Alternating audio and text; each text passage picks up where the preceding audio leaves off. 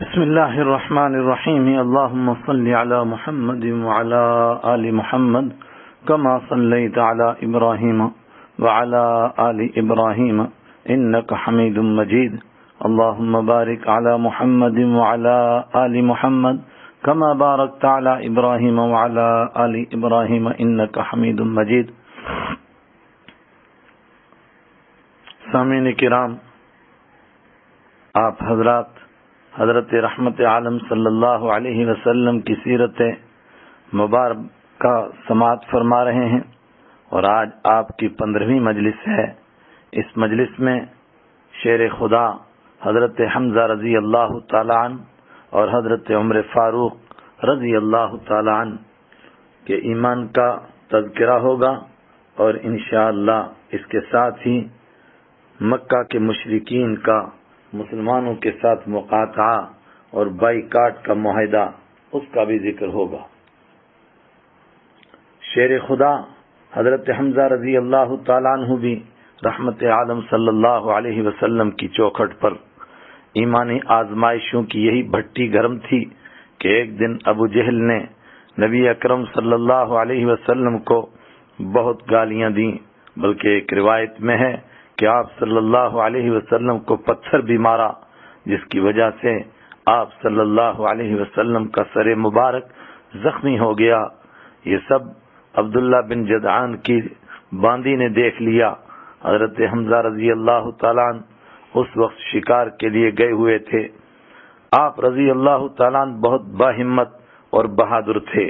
جس وقت گھر آئے، اس لونڈی نے آتے ہی کہا، کیا آپ کو معلوم ہوا؟ حضرت حمزہ رضی اللہ عنہ نے فرمایا، کس کے بارے میں؟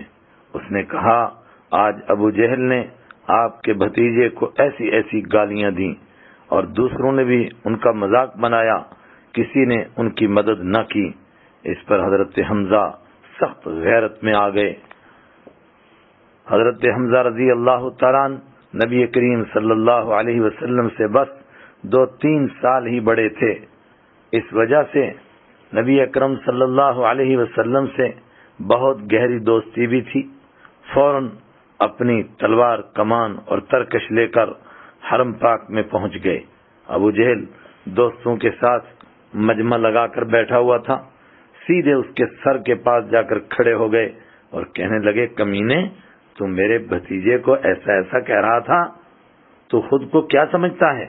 سن اور غور سے سن، میں نے ایمان قبول کر لیا ہے، جو تیرے بس میں ہے وہ کر لے. یہ کہتے ہی اپنی کمان سیدھی اس کے سر پر مار دی. اس کے سر میں سے گندا خون پھوٹ پڑا.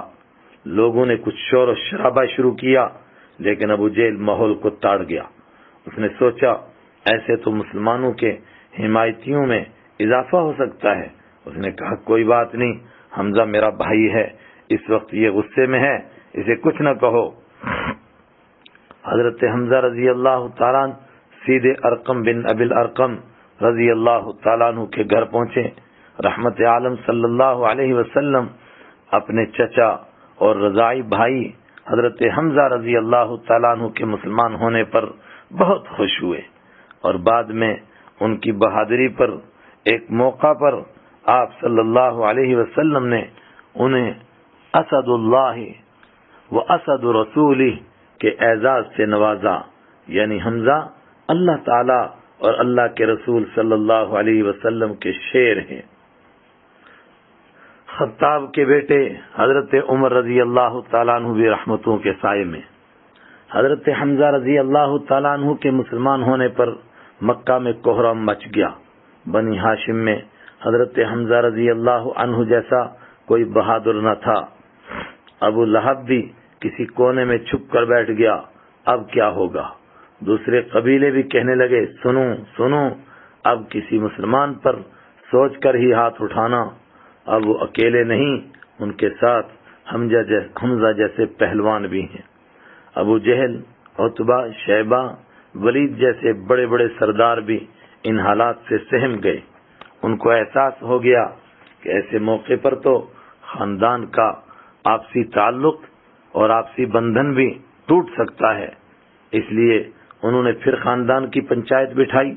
بڑے بڑے سرداروں نے جوشیلی تقریریں کی یہاں تک کہ کچھ نے تو جوش میں یہ بھی کہہ دیا کہ جب تک ان کو یعنی محمد صلی اللہ علیہ وسلم کو قتل نہیں کر دیا جاتا تب تک یہ فتنہ ایسا ہی رہے گا.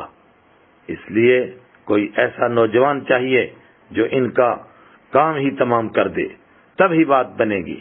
اس پر نوجوانوں کو جوش تو آیا، مگر اس میدان کو مارے کون؟ اس وقت خطاب کے بیٹے عمر کھڑے ہوئے کہ میں یہ کام کروں گا.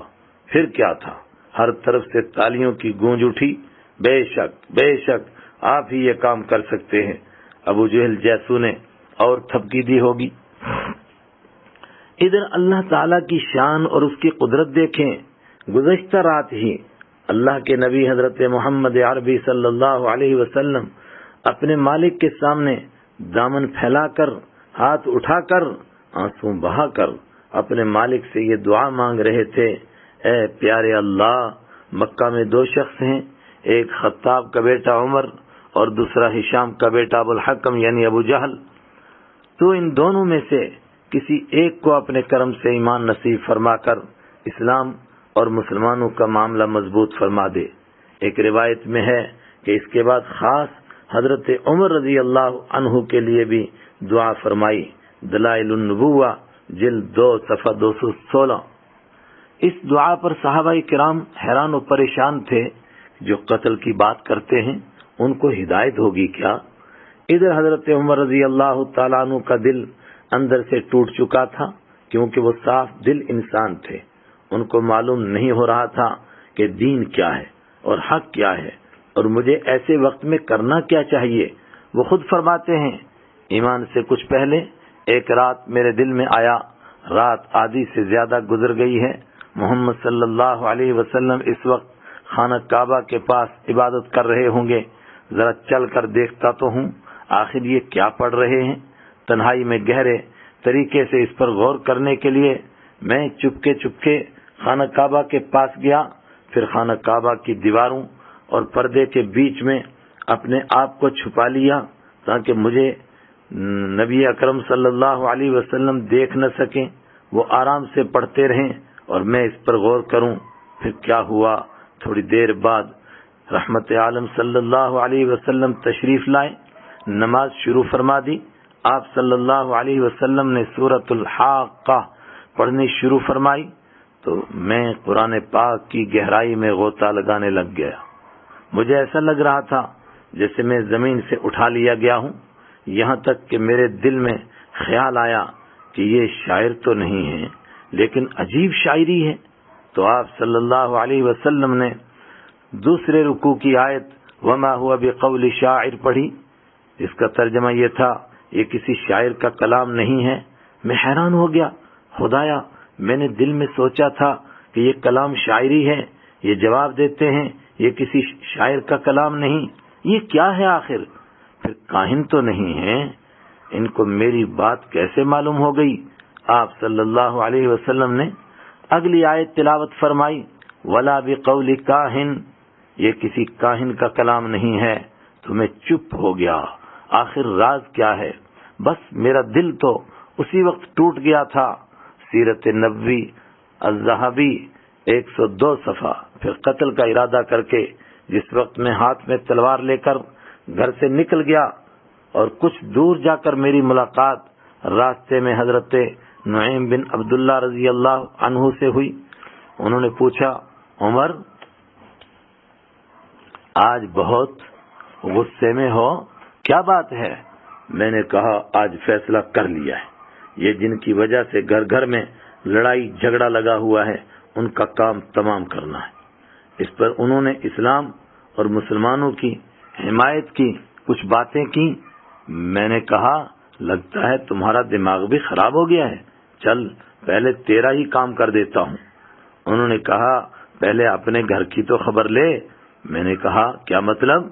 انہوں نے کہا تیری بہن فاطمہ اور تیرے بہنوئی سعید مسلمان ہو چکے ہیں، پہلے ان کو تو پوچھ. پھر تو غصے سے میرا سینہ پھٹنے لگا.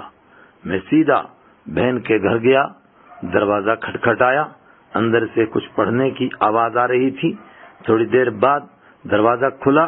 میں نے کہا تم کیا پڑھ رہے تھے؟ بہنوئی نے کہا کیا پڑھ رہے تھے؟ اس پر میں نے یہ کہتے ہوئے کہ مجھے معلوم ہے تم مسلمان ہو گئے ہو، بہنوئی کو مارنا شروع کر دیا۔ بہن چھڑانے کے لیے آ گئی، میں نے انہیں بھی تھپڑ مار دیا۔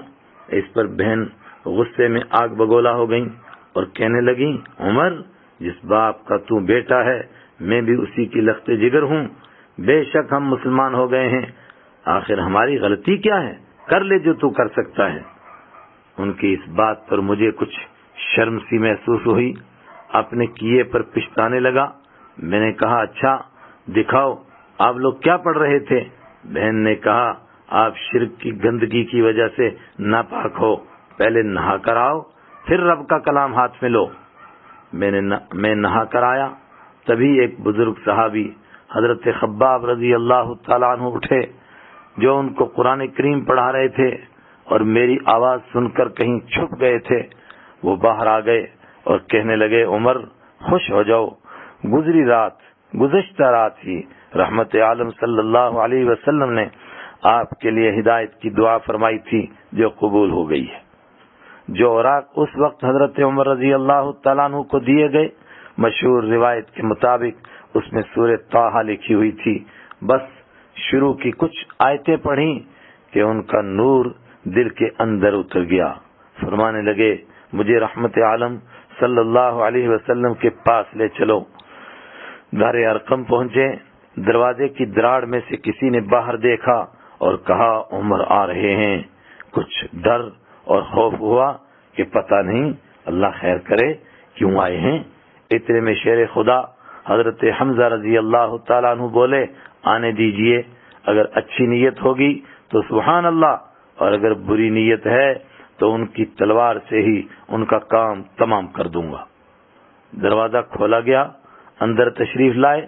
حضرت رحمت عالم صلی اللہ علیہ وسلم نے اٹھ کر استقبال فرمایا، مبارکباد دی اور ایمان نصیب ہو گیا۔ ابن ہشام جلد 1 صفحہ 260۔ حضرت عمر رضی اللہ تعالیٰ عنہ کی غیرت رنگ لائی۔ ویسے تو اس وقت ایک بڑی تعداد مسلمان ہو چکی تھی، لیکن رحمت عالم صلی اللہ علیہ وسلم حضرت عمر رضی اللہ عنہ کو اللہ تعالیٰ سے کیوں مانگ رہے تھے، اس کا پتہ ان کے ایمان لانے کے بعد چلا۔ اب تک چاہے کتنے بھی مسلمان تھے، لیکن وہ چھپ چھپ کر اپنے مالک کی عبادت کرتے تھے۔ حضرت عمر رضی اللہ عنہ ایمان لائے۔ پہلا دن تو جیسے بھی گزر گیا۔ دوسرے دن صبح ہوتے ہی مکہ کے ایک شخص جمیل بن معمر کے پاس گئے، جس کو کبھی کوئی بات ہضم نہیں ہوتی تھی۔ اس سے فرمانے لگے تجھے کچھ پتہ بھی ہے؟ اس نے کہا کیا؟ آپ نے فرمایا خطاب کا بیٹا عمر مسلمان ہو گیا ہے۔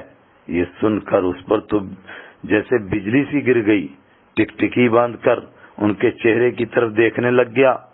پھر اس نے وہ چادر اپنے کندھے پر ڈالی جس پر وہ بیٹھا ہوا تھا اور چل پڑا۔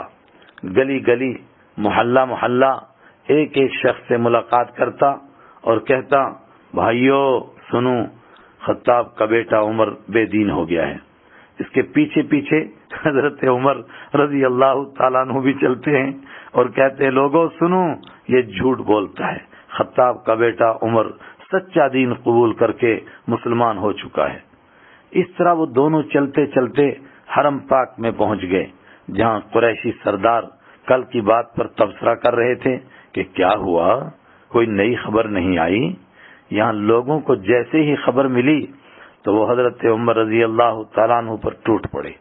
حضرت عمر رضی اللہ تعالیٰ عنہ بھی عمر تھے، ڈٹ کر مقابلہ کیا، یہاں تک کہ لوگ خود ہی تھک ہار کر بیٹھ گئے۔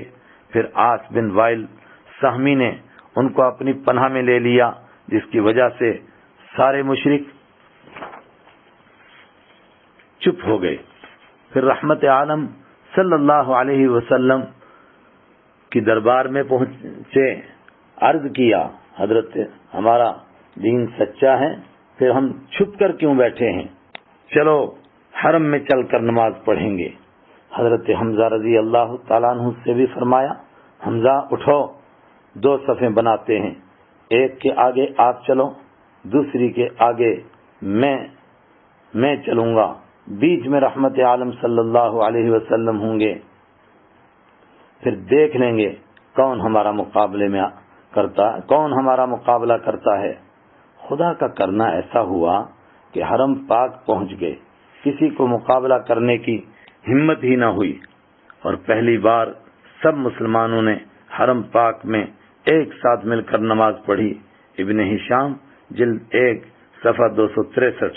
پھر کیا تھا، مکہ مکرمہ میں شور مچ گیا، ایک زلزلہ آ گیا، جہاں دیکھو بس ایک ہی بات چل رہی ہے کہ مسلمان تو اب کھلے میدان میں آ گئے ہیں، اب لات، عزا، حبل اور منات کا کیا ہوگا؟ مشرک غصے سے پاگل ہو گئے، جس کی وجہ سے کمزور مسلمانوں کی شامت آ گئی۔ ان پاگلوں کو جہاں کوئی کمزور مسلمان ملتا وہیں اس پر ٹوٹ پڑتے، بلکہ وہ مسلمان جن کو ان کے خاندان کنبا وغیرہ کی پناہ تھی، ایسے بھی واقعات پیش آئے کہ ان کے خاندان کو ساتھ لے کر ان پر بھی ظلم و ستم کے پہاڑ توڑے گئے۔ مثلا حضرت ابوبکر صدیق رضی اللہ تعالیٰ عنہ بھی ان حالات سے مجبور ہوئے اور ہجرت کرنی پڑ گئی۔ حضرت ابوبکر صدیق رضی اللہ تعالیٰ عنہ بے شک بڑے گھر کے اور مضبوط خاندان سے تعلق رکھنے والے تھے، مکہ میں ان کے اونچے اخلاق کی وجہ سے ان کی عزت بھی بہت تھی، لیکن جیسا کہ پہلے بیان ہوا کہ مشرکین کے ظلم سے وہ بھی بچے ہوئے نہیں تھے۔ ایسے حالات میں انہوں نے بھی مکہ سے حبشہ کی طرف ہجرت کرنے کا فیصلہ فرما لیا، لیکن سمندری مشہور راستے کے بجائے انہوں نے یمن والے راستے کا انتخاب کیا۔ مکہ سے چل کر وہ کوئی 5 دن کی مسافت طے کرتے ہوئے یمن کے علاقہ برق الغماد تک پہنچ گئے۔ یہاں ان کی ملاقات قبیلہ قارہ کے سردار ابن دغنہ سے ہو گئی۔ اس نے پوچھا کہاں کا ارادہ ہے؟ فرمایا تیری قوم قریش نے مکہ چھوڑنے پر مجبور کر دیا ہے، اب جا رہا ہوں، جہاں اپنے مالک کی آزادی سے عبادت کر سکوں گا وہیں جاؤں گا۔ اس نے کہا افسوس کی بات ہے، آپ جیسا آدمی مکہ سے چلا جائے پھر پیچھے کیا رہ جائے گا؟ آپ نہ تو خود جا سکتے ہیں اور نہ مکہ سے نکالے جا سکتے ہیں، آپ واپس چلیے، میں آپ کو اپنی پناہ میں لے لوں گا۔ یہ کہہ کر اس نے واپس کر لیا۔ مکہ پہنچ کر اس نے قریشی سرداروں سے ملاقات کی، انہیں غیرت دلائی کہ ابو بکر جیسا شخص مکہ سے جا رہا ہے۔ پھر خانہ کعبہ کا طواف کیا۔ طواف کے بعد مکہ کے چودھریوں اور سرداروں سے کہا تمہیں کیا ہو گیا ہے؟ ابو بکر جیسا آدمی نہ تو خود نکل سکتا ہے اور نہ انہیں نکالا جا سکتا ہے، تم ایسے شخص کو مکہ سے نکالتے ہو جو کمزوروں کی مدد کرتے ہیں، جو رشتہ داریوں کو جوڑ کر رکھتے ہیں، جو دوسروں کا بوجھ اٹھاتے ہیں، جو مہمانوں کی مہمان نوازی کرتے ہیں، جو حقیقی مصیبتوں اور پریشانیوں میں لوگوں کے کام آتے ہیں۔ سنو، میں نے انہیں پناہ دے دی ہے، اب کوئی انہیں ہاتھ بھی نہیں لگا سکتا۔ قریشی سرداروں نے کہا ہمیں آپ کی پناہ منظور ہے، لیکن ہماری بھی ایک شرط ہے، وہ یہ کہ یہ جس طرح چاہیں اور جو چاہیں اپنے گھر میں کریں، لیکن قرآن زور زور سے نہ پڑھیں، نہ باہر نماز پڑھیں، اس سے ہمیں تکلیف ہوتی ہے اور ہمیں ڈر ہے کہ کہیں ان کا قرآن سن کر ہمارے بچے اور ہماری عورتیں بگڑ نہ جائیں، یعنی دین اسلام نہ قبول کر لیں۔ ابن دغنہ نے یہ بات حضرت ابوبکر صدیق رضی اللہ تعالیٰ عنہ کو بتائی اور واپس اپنے وطن لوٹ گیا۔ حضرت ابوبکر صدیق رضی اللہ عنہ نے کچھ دن تک گھر کے اندر نماز پڑھی، پھر گھر کے صحن میں عبادت کے لیے ایک چبوترا بنا لیا، اس پر نماز پڑھنے لگے اور قرآن کریم کی تلاوت کرنے لگے۔ حضرت ابوبکر صدیق رضی اللہ تعالی عنہ بہت نرم دل تھے، قرآن پاک کا جو اثر دل پر ہوتا وہ آنکھوں سے آنسوؤں کی لڑیوں کی صورت میں باہر آ جاتا، اس کو دیکھ کر پتھر دل بھی موم ہو جاتے تھے۔ کچھ دنوں کے بعد لوگوں کو ان کے قرآن پاک پڑھنے کا انتظار ہونے لگ گیا۔ پھر کیا تھا، ادھر وہ قرآن پاک کی تلاوت کرنے لگتے، ادھر بچے، عورتیں اور دوسرے لوگ ارد گرد جمع ہو جاتے، قرآن کریم سن کر ان کے دل بھی بے قابو ہو جاتے، بلکہ کئی بار تو آنکھوں سے آنسوؤں کی برسات شروع ہو جاتی۔ یہ بات متکبر سرداروں کو کہاں برداشت تھی۔ انہوں نے آدمی بھیج کر ابن الدغنہ کو بلوایا، اس سے شکایت کی، دیکھو جی اس سے تو ہمارے بچے اور عورتیں بگڑ جائیں گی۔ ابن الدغنہ نے حضرت ابوبکر صدیق رضی اللہ عنہ سے شکایت کی اور شرط بھی یاد دلائی۔ ابوبکر رضی اللہ عنہ نے فرمایا، آپ بہت اچھے آدمی ہیں، لیکن میں مجبور ہوں، میں اپنے مالک کا کلام ضرور پڑھوں گا، آپ جاؤ، مجھے صرف اللہ کی پناہ کافی ہے، میں اسی کی پناہ پر راضی ہوں۔ تفسیر ابن کثیر جلد 7 صفحہ 410۔ یہاں ایک بات پر غور کیجئے، ابن الدغنہ نے حضرت ابوبکر صدیق رضی اللہ تعالیٰ عنہ کی تقریباً وہی صفات بیان کی ہیں جو حضرت خدیجہ رضی اللہ عنہا نے پہلی وحی کے موقع پر حضرت نبی اکرم صلی اللہ علیہ وسلم کی بیان فرمائی تھی۔ اسی لیے کہا گیا ہے کہ صدیقیت کا درجہ نبوت کے درجے کے نزدیک ہوتا ہے، یعنی وہ نبی تو ہرگز نہیں ہو سکتا، مگر اس کا ہر کردار نبوت کا آئینہ دار ہوتا ہے۔ جہالت کی ہٹ درمی اور قرآن کریم کی کشش۔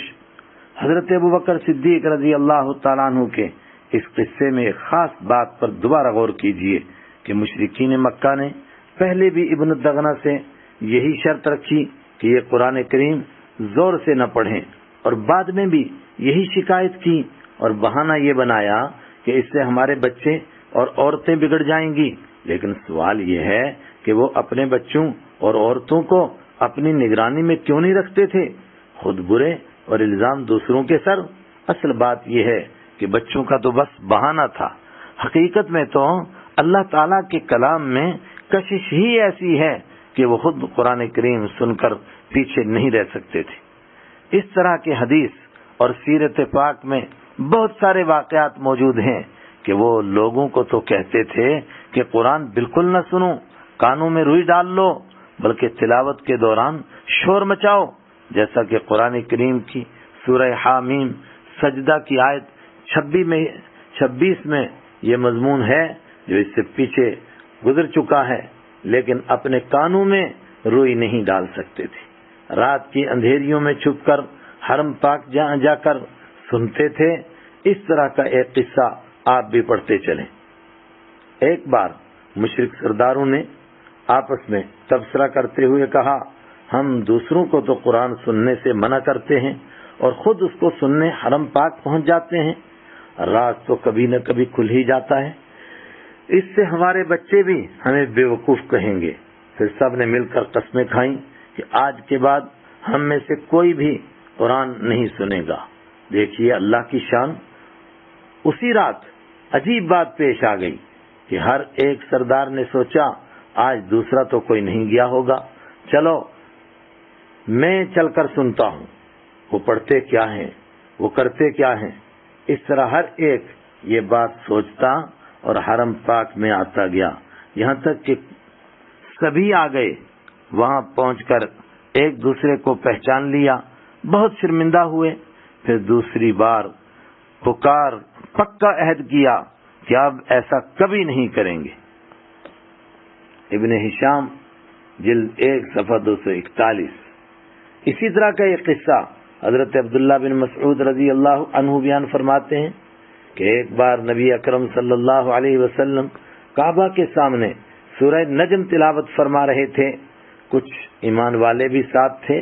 سورت پوری ہونے پر سورت کے آخر میں سجدے والی آیت پڑھ کر رسول اکرم صلی اللہ علیہ وسلم نے سجدہ فرمایا اور ایمان والوں نے بھی آپ کے ساتھ سجدہ کیا، لیکن یہاں مشرک قرآن پاک سننے میں ایسے محو اور ایسے مست ہو گئے تھے کہ وہ بھی سب کے سب بے سوچے ہی سجدے میں گر پڑے۔ انہیں معلوم ہی نہ ہو سکا کہ ہم کیا کر رہے ہیں، ایک بھی کھڑا نہ رہ سکا سوائے ایک مشرک کے، اس کا نام کچھ روایتوں میں ولید اور کچھ میں عتبہ آیا ہے، لیکن بخاری شریف کی روایت میں ہے کہ حضرت عبداللہ بن مسعود رضی اللہ تعالی عنہ فرماتے ہیں میں قتل کیا گیا، اور حضرت عبداللہ بن مسعود رضی اللہ تعالیٰ عنہ فرماتے ہیں میں نے دیکھا اس نے ایک مٹھی مٹی لی اور اس پر سجدہ کیا، پھر میں نے دیکھا وہ کفر کی حالت میں ہی قتل کیا گیا اور وہ امیہ بن خلف ہے۔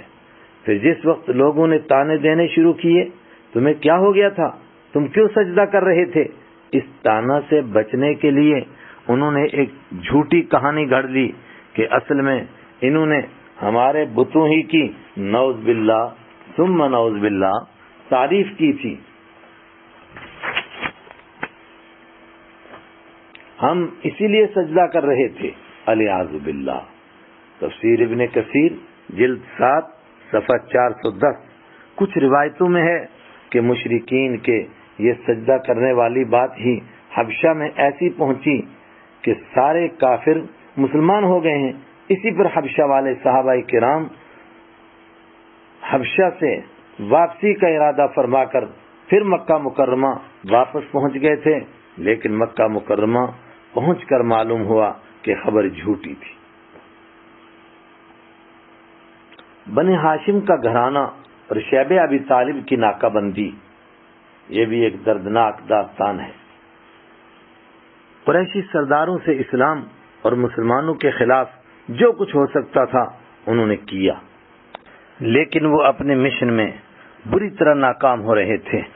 ان کی مار پیٹ کی وجہ سے کسی ایک نے بھی دین اسلام نہیں چھوڑا، بلکہ ہر روز مسلمان بڑھتے ہی جا رہے تھے۔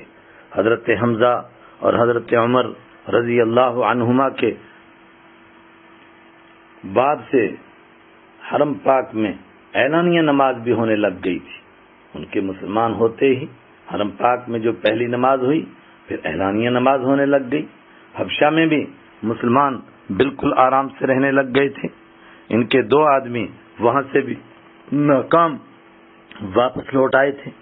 یہ سب حالات دیکھ کر قریشی سرداروں نے ایک بہت ہی سخت قدم اٹھایا۔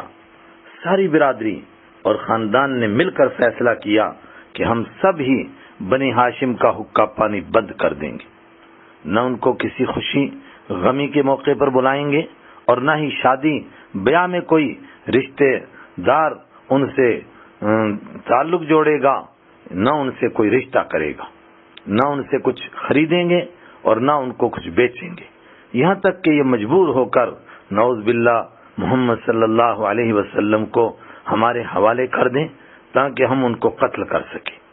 اس فیصلے پر ایک عہد نامہ لکھ کر خانہ کعبہ کے اندر لٹکا دیا گیا۔ حضرت نبی اکرم صلی اللہ علیہ وسلم کے چچا ابو طالب بے شک مسلمان نہیں ہوئے تھے، لیکن ہر مصیبت میں ساتھ رہتے تھے۔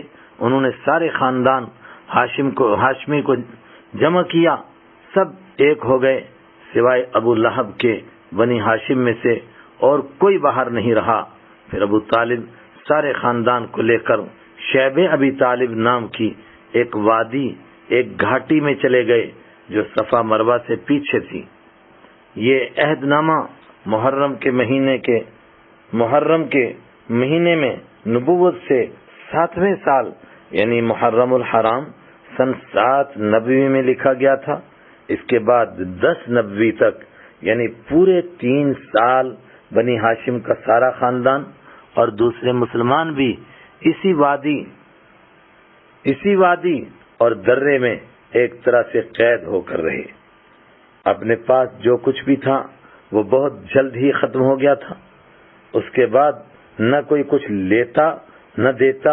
باہر سے اگر کوئی قافلہ غلہ بیچنے والا آتا تو ابو لہب گھوم گھوم کر ہر جگہ اعلان کرتا کہ مسلمانوں کو کچھ نہیں بیچنا، اور اگر بیچنا ہی چاہتے ہو تو دوگنی قیمت لگا کر بیچو، اس سے اگر کسی کو کچھ نقصان ہوگا تو میں اس کے باہر جانے کا ذمہ دار ہوں۔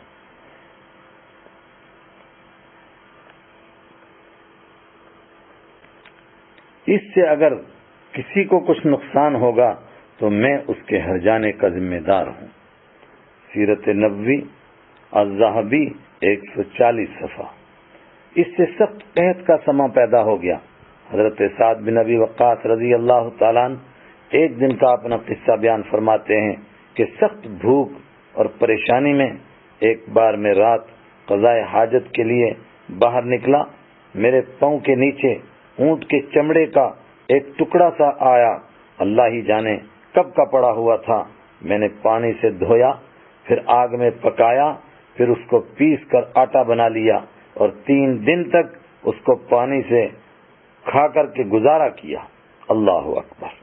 بچے بھوک کی وجہ سے جب روتے اور تڑپتے تھے تو مشرک ان کی آواز سن کر قہقہے لگاتے تھے کہ اب ان کو مسلمان ہونے کا مزہ آئے گا۔ لیکن کچھ لوگوں کو ترس بھی آتا تھا، خاص کر جن کے رشتہ دار مسلمانوں میں موجود تھے، وہ رشتہ داروں کے لیے کچھ بھیج دیا کرتے تھے۔ اس طرح کا ایک واقعہ ہے کہ ایک دن حکیم بن حزام اپنی پھوپھی یعنی حضرت خدیجہ رضی اللہ تعالی عنہا کے لیے کچھ غلہ اور دوسرا سامان لے کر جا رہا تھا کہ اچانک راستے میں ابو جہل ملعون مل گیا۔ اس نے کہا، اچھا تم بنی ہاشم کے لیے غلہ لے کر جا رہے ہو؟ میں تمہیں بالکل نہیں لے جانے دوں گا، بلکہ مجمع میں تمہیں ذلیل کروں گا۔ اللہ تعالیٰ کا کرنا ایسا ہوا کہ کہیں سے ابو البختری نام کا ایک اور سردار آ گیا۔ اس نے ساری بات سنی، پھر ابو جہل سے کہا، کوئی آدمی اپنی پھوپھی کے لیے کچھ لے جانا چاہتا ہے تو اس کو روکتا ہے؟ اس پر ابو جہل کو غصہ آ گیا، بات بڑھ گئی۔ ابو البختری نے اونٹ کی ایک ہڈی اٹھا کر اس کے سر میں دے ماری، جس سے وہ زخمی ہو گیا۔ ادھر حضرت حمزہ رضی اللہ تعالی عنہ شیب ابی طالب سے یہ سب منظر دیکھ رہے تھے۔ ابو جہل اس پر بہت شرمندہ ہوا کہ دشمنوں کو پتہ لگ گیا ہے۔ اسی طرح کی تکلیفوں کو دیکھ کر کچھ لوگوں نے یہ معاہدہ توڑنے کی کوشش کی، لیکن قومی ایکتا اور جوڑ ایسا تھا کہ اس کی مخالفت کوئی آسان بات نہ تھی۔ ایک دن ہشام بن عمرو کو یہ خیال آیا کہ ہم پیٹ بھر بھر کر کھاتے ہیں اور ہمارے رشتہ دار دانے دانے کے لیے ترس رہے ہیں۔ کہیں سے ایک اونٹ غلہ لے کر شیب ابی طالب پہنچایا۔ ایک اور دن ہشام ابن عمرو اور زہیر بن امیہ دونوں کی ملاقات ہو گئی۔ زہیر عبد المطلب کا نواسا لگتا تھا۔ اس نے کہا، افسوس ہے تم تو اپنے گھروں میں کھاؤ پیو اور تمہارے ماموں کے بیٹے شیب ابی طالب میں بھوکے پیاسے رہیں۔ زہیر نے کہا، میں بہت دکھی اور بہت پریشان ہوں، لیکن اکیلا ہوں، کیا کروں؟ افسوس کبھی ایک شخص بھی میرا حمایتی ہوتا۔ ہشام وہاں سے اٹھا، اس نے مطعم بن عدی، پھر ابو البختری اور زمع بن اسود کو اپنا ہم خیال بنایا۔ اس طرح یہ 5 شخص ہو گئے۔ پھر انہوں نے ایک جگہ بیٹھ کر مشورہ کیا۔ زہیر نے کہا، کل جس وقت سارا مجمع جمع ہوگا اس وقت پہلے میں بات شروع کروں گا، پھر تم میری حمایت کرنا۔ دوسرے دن جس وقت حرم پاک میں سارے سردار جمع ہو گئے، زہیر بن امیہ نے کہا، بھائیو، کیوں آپ کو یہ بات اچھی لگتی ہے کہ آپ گھروں میں آرام سے رہیں، کھائیں پیئیں اور بنی ہاشم لقمے لقمے کے لیے تڑپیں؟ یہ کتنا بڑا ظلم ہے۔ خدا کی قسم، جب تک یہ ظالمانہ عہد نامہ پھاڑا نہ جائے گا اور یہ ظالم معاہدہ ختم نہیں کیا جائے گا، میں چپ نہیں بیٹھوں گا۔ ابو جہل فوراً بولا، یہ کبھی ختم نہیں ہو سکتا۔ اس پر زمع بن اسود نے کہا، ضرور پھاڑا جائے گا۔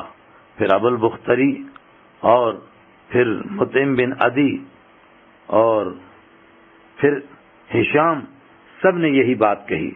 ابو جہل مجلس کا یہ رنگ دیکھ کر حیران ہو گیا اور کہنے لگا، مجھے تو یہ رات کا کیا ہوا مشورہ لگتا ہے۔ اسی تو میں کے دوران یہ مجلس اٹھ گئی۔ یہاں مکہ میں یہ شور مچا ہوا تھا۔ وہاں رسول رحمت صلی اللہ علیہ وسلم نے اپنے چچا ابو طالب کو وحی کے ذریعے خبر دی، یعنی حضرت رحمت عالم صلی اللہ علیہ وسلم کو وحی کے ذریعے جو خبر آئی تھی، اس کے مطابق آپ صلی اللہ علیہ وسلم نے چچا ابو طالب کو خبر دی کہ معاہدے کے کاغذ سے تحریر و لکھائی کو دیمک صاف کر چکی ہے۔ اس میں اللہ تعالیٰ کے نام کے علاوہ کچھ بھی باقی نہیں بچا ہے، بس جو شروع میں اللہ کا نام بسمک اللہم تھا وہ باقی ہے اور کچھ بھی نہیں۔ ابو طالب نے یہ خبر قریشی سرداروں کو دی، ساتھ ہی کہا میرے بھتیجے نے نہ کبھی جھوٹ بولا اور نہ ہی کبھی اس کی کوئی بات جھوٹی ثابت ہوئی، آؤ اسی پر فیصلہ کر لیتے ہیں، اگر وہ معاہدہ ہی ختم ہو گیا ہے تب تم بھی ظلم سے باز آؤ، اور خدا نہ کرے اگر یہ خبر جھوٹی ہے تو پھر میں خود اپنے بھتیجے کو تمہارے حوالے کر دوں گا، پھر جو مرضی وہ کر لینا۔ قریشی سرداروں نے کہا یہ بات واقعتاً بڑے انصاف کی ہے، منگاؤ کاغذ منگوایا گیا۔ خدا کی قدرت وہ بالکل اسی طرح تھا جس طرح سچی خبر دینے والے حضرت رحمت عالم صلی اللہ علیہ وسلم نے خبر دی تھی۔ سارے حیران ہو گئے۔ ابو جہل شور مچانے لگا، نہیں یہ جادو کر دیا ہے، لیکن اس کی کسی نے سنی نہیں۔ اس طرح پورے 3 سال کے بعد یعنی سن 10 نبوی میں شیب ابی طالب سے باہر آنا مقدر ہوا۔ ابو طالب نے اس موقع پر ایک بڑا دردناک قصیدہ بھی لکھا۔ یاد رہے شیب ابی طالب میں ایمان والے پورے 3 سال بند رہے۔ اس لمبے عرصے کے ان چند واقعات کے علاوہ کتب سیرت و تاریخ میں زیادہ تفصیل نہیں ملتی۔ غالباً یہ 3 سال ایسے دکھوں اور دردوں سے دوچار رہے کہ ان کو نہ کوئی زبان بیان کر سکی اور نہ کوئی قلم لکھ سکا، اور اگر وہ سب کچھ محفوظ رہ جاتا تو کسی میں اس کے سننے کی تاب بھی نہ ہوتی تھی۔ اگر وہ رہ جاتا تو کس کی ہمت تھی کہ جو اس کو سن پاتا۔ سیرت نبوی الذہبی 140-141۔ اس مبارک میں مجلس کی آج یہیں پر کاروائی ختم کرتے ہیں اور اللہ سے دعا کرتے ہیں اللہ تعالیٰ اس مجلس کو قبول فرمائے اور ہم سب کو اس سے بھرپور فائدہ اٹھانے کی توفیق عطا فرمائے۔ وآخر دعوانا ان الحمد للہ رب العالمین۔